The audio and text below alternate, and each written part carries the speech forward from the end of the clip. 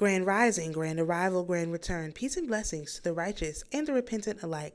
I am Chief Sophia of the AmaruKhan Band of Indians, and this is our introduction to daylight astrology. In this video, we are going to discuss the astrology wheel.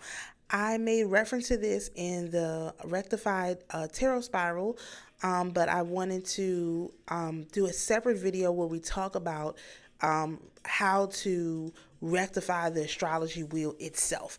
Currently, when astrologers read the wheel, they read it in reverse. And the reason they read it in reverse is because they say that we are moving backwards through the zodiac as it relates to one of these large cycles. And while that, in fact, could be true, based on how they do their calculations, we have to look at the way the day works. And we don't move backwards in the day. I'm sorry. It's real simple. The clock goes forward in time, so we should go forward in time. And when you rectify the astrology wheel to put the forward in time houses, the outer houses on the top, it's much easier to actually read the wheel. So right here you can see I have Aries, Taurus, Gemini, Cancer, Leo, and Virgo on the top half of the chart, and Libra, Scorpio, Sagittarius, Capricorn, Aquarius, and Pisces on the bottom half of the chart. This is intuitive. This is how we would naturally read it. And I also think that the reason why they have it going reverse is so that it could not be intuitive. So if you see something, some things on the top half of your chart, you automatically think, if you're looking at a traditional chart, that those things are supposed to be happening on the outside. Well, in the rectified chart, those things are happening on the inside. It's on the outside, and you know they're happening on the outside. And the stuff that's supposed to be on the inside, you know that it's supposed to be on the inside. So, again, very often, I look at people's charts, and I just, in my mind, I invert it, until I can find some kind of software that will do it like this, because it doesn't make sense. If everything moves clockwise, to have an astrological chart that's supposed to be measuring time moving counterclockwise. It's counter to time. This is not, I don't think this is rocket science, but also want to talk about the rulers of the houses.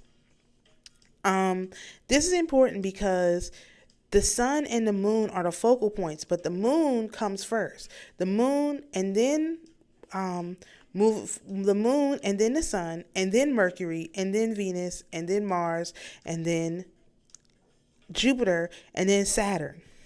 And we have a double Saturn energy. So when we get to some further points, it'll make sense why Saturn only has such a low value, and the moon and the sun have high values, because Saturn is on this chart twice.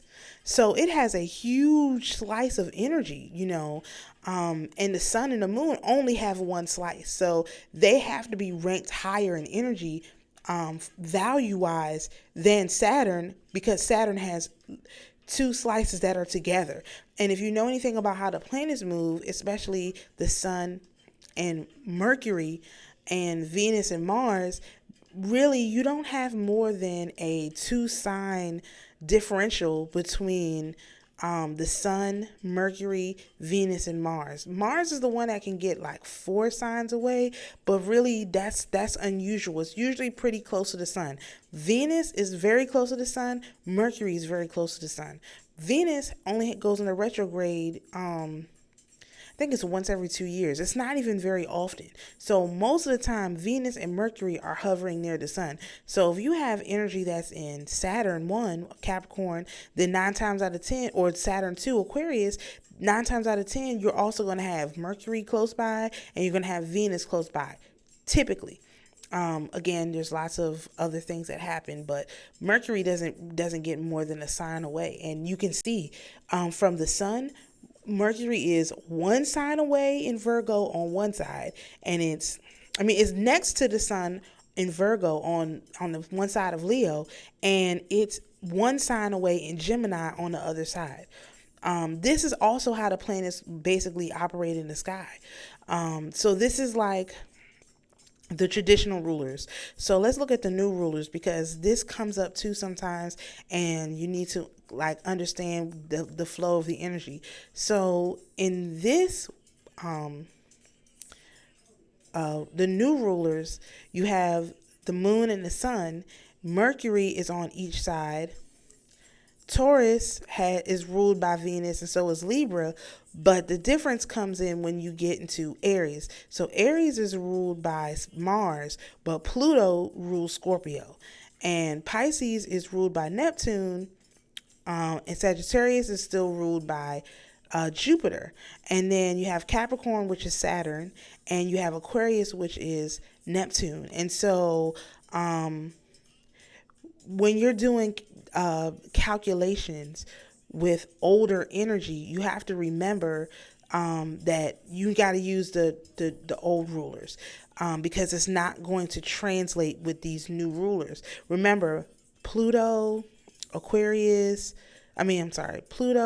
Uranus, Neptune are recent discoveries. They knew Saturn was out there. Saturn was still visible with their satellite, with their little things.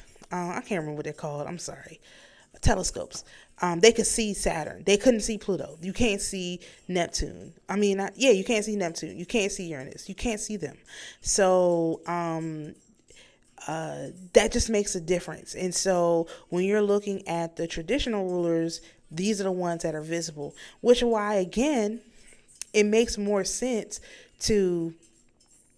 But which ones were which planets? Okay, let me put it this way.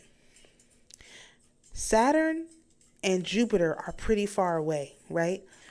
You would need a extended dark sky to be able to see Jupiter and Saturn. And so which areas have the extended dark sky where you would be able to see Jupiter and Saturn? Well, that's Sagittarius, Capricorn, Aquarius, and Pisces. That's the reason why these rulers, it has to do with what you can see. And in Leo season, what is the easiest thing to see? The sun. The sun is a huge deal. And in the moon, when you have a full moon in Cancer, or the new moon in Cancer, it is, even though it's a new moon, the sky is still bright because of the way it's not a dark sky. It's a very short sky. So this cycle actually goes with how things are actually visible. So to say that this is why it doesn't make sense to do it counterclockwise. If you have Aries, Taurus, Gemini, Cancer, Leo, and Virgo underneath the cycle, underneath like the sky, that's not true. You can see these things out front. As a matter of fact, a lot of times Venus and Mars can be seen in the sky before the sun comes up. As the sun is rising, that's the best time to see them in the sky. Like when Venus is a morning star, when Mars is a morning star, like when Mercury is a morning star. Like this is how the energy actually works. And so I feel like most astrologers are they mean well, but they're just disconnected from this actual what's visible in the sky. So to say the sun is something that's on the inside and put it at the bottom of the chart when you would normally automatically think the top of the chart is on the outside is it's very confusing for people. So we rectified it. And this is how it was rectified. So I hope this video is helpful to people. Shalom, peace and blessings, and we'll see you in the next video.